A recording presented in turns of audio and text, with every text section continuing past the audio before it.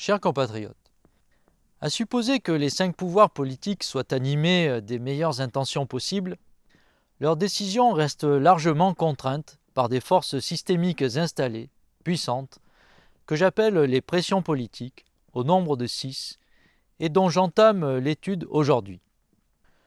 Le plus souvent, ces pressions s'exercent de façon sournoise, en jouant sur les peurs à travers du terrorisme intellectuel et physique, du chantage implicite et explicite à l'argent ou à l'emploi. Profitant de positions sociétales, économiques et médiatiques largement dominantes, les groupes de pression, ou lobbies, obtiennent de la part des pouvoirs politiques certains avantages contraires au bien commun, ou alors une forme d'autocensure qui maintient des situations révoltantes. Le rôle, l'honneur des pouvoirs politiques est pourtant bien de résister à toutes ces pressions afin de limiter leur puissance, qu'elles ne deviennent pas de véritables oppressions politiques, à commencer par la première d'entre elles, la pression ethnico-religieuse. L'humanité a très longtemps vécu dans une organisation exclusivement tribale. Les êtres humains préhistoriques, peu nombreux dans de vastes espaces hostiles, se sont éclatés en de multiples petits groupes indépendants, non connectés, pour explorer le monde et tenter de survivre. Dans ce contexte, les liens du sang et la pratique de rituels communs ont pris de plus en plus d'importance, jusqu'à constituer le cœur de la vie psychologique et sociale. Au fur et à mesure de l'expansion démographique des humains, cette affirmation viscérale d'une identité tribale physique et culturelle a engendré des rivalités et des conflits sanglants à la violence décuplée par les armes.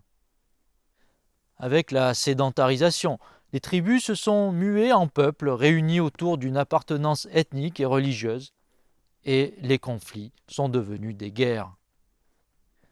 Les empires ont tenté de dépasser cette dimension ethnico-religieuse en imposant par la force militaire une forme d'universalité fondée sur le droit et la culture laïque. Certains ont pu durer des centaines d'années, mais au final, ils se sont tous écroulés sous les coups de boutoir de forces obéissant à la logique tribale. Aujourd'hui, l'explosion démographique, la mondialisation des échanges, l'uniformisation technologique pourraient faire croire à l'avènement d'une société non tribale. Mais l'on voit que les tensions ethnico-religieuses, au contraire, ressurgissent avec virulence. Pour résister à ces poussées de fièvre, comme toujours mortifères, il n'y a d'autre choix que de mieux maîtriser nos instincts, c'est-à-dire de faire fonctionner notre intelligence. Nous sommes là, en effet, dans une dimension très psychologique de la politique, au cœur de notre humanité. Depuis des millénaires, pour affronter nos angoisses, nos difficultés et nos frustrations, il y a toujours eu des individus et des structures pour nous proposer le même discours simpliste, celui de la différenciation identitaire. Il a pu être construit sur des bases ethniques réelles comme la couleur de peau et d'autres détails physiques, ou sur des bases fantasmagoriques telles que les croyances religieuses et les mythes légendaires. Renvoyer l'autre à son origine, à son apparence, à sa culture, permet de s'affirmer soi-même sans effort, de valoriser sa propre identité sans réflexion. L'autre, pour se défendre, va rentrer dans le même jeu simpliste et la funeste surenchère identitaire va s'enclencher. Il ne s'agit pas de dire qu'il ne faut pas être fier de ses racines ou que les religions sont mauvaises par essence, mais de constater que la plupart des pires crimes que l'histoire a connus résultent de l'essentialisation des personnes, surtout à travers leur appartenance ethnique et religieuse. Il y a urgence à refuser cette logique obscurantiste qui revient à la mode, propagée par des manipulateurs professionnels en mal de reconnaissance pour expliquer que, si ça va mal, c'est la faute de l'autre, du blanc, du noir, du chrétien, du musulman ou de l'athée. Non, si cela va mal, c'est parce que nous avons fait de mauvais choix collectifs. Nous n'avons pas élu les bonnes personnes. et nos élites n'ont pas été à la hauteur.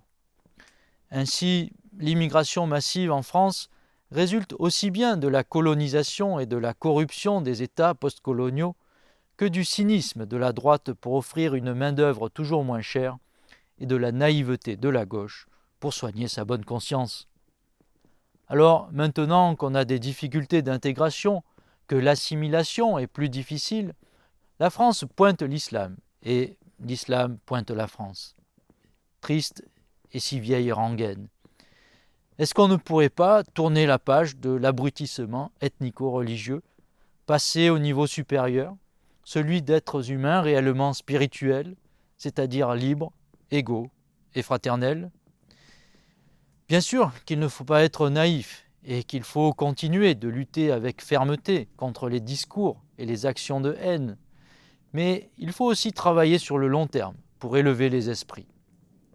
Pour ce faire, il n'y a qu'une seule voie fidèle aux valeurs françaises: éduquer, instruire, encourager le savoir, les études, la culture et la vie intellectuelle. Je propose la mise en place d'un revenu de base étudiant. D'un montant de 500 € par mois, il sera versé à tous les étudiants sans condition de ressources, mais avec des conditions d'assiduité, de travail et de réussite. Il s'agit d'éradiquer l'insupportable précarité de beaucoup d'étudiants et de leur permettre de gagner en indépendance pour former des citoyens encore plus à même de penser par eux-mêmes, hors des schémas ethnico-religieux basiques. Il s'agit aussi d'encourager les études supérieures longues, pour lesquelles les vocations déclinent de façon préoccupante. Nous comptons environ 2,5 millions d'étudiants, donc le revenu de base étudiant aura un coût brut de 15 milliards d'euros par an. Cet argent sera totalement dépensé par ces étudiants et stimulera toute l'économie, entraînant un coût net largement inférieur. Voilà, la clé politique numéro 16, c'est la pression ethnico-religieuse, cet héritage génétique et culturel que nous ne choisissons pas, utilisé depuis la nuit des temps pour diviser les humains et les soumettre, mieux les contrôler, mieux les exploiter, trouver une explication simple aux échecs personnels et collectifs. La force publique doit être implacable contre les pourvoyeurs de haine, mais seule la recherche de l'intelligence, le travail sur soi, permettent de résister à la tentation de la stigmatisation et de la victimisation. Il est de notre devoir de citoyens de combattre tous les obscurantismes qui s'appuient sur nos bas instincts. Concrètement, c'est en encourageant encore et toujours plus le savoir, la connaissance et la science que nous pouvons limiter les influences néfastes, en particulier sur la jeunesse. Donnons à nos jeunes les moyens d'entreprendre des études sereinement et de s'émanciper. Je vous remercie de votre écoute et je vous donne rendez-vous le 7 décembre prochain pour la clé numéro 17. Je vous dis donc à bientôt.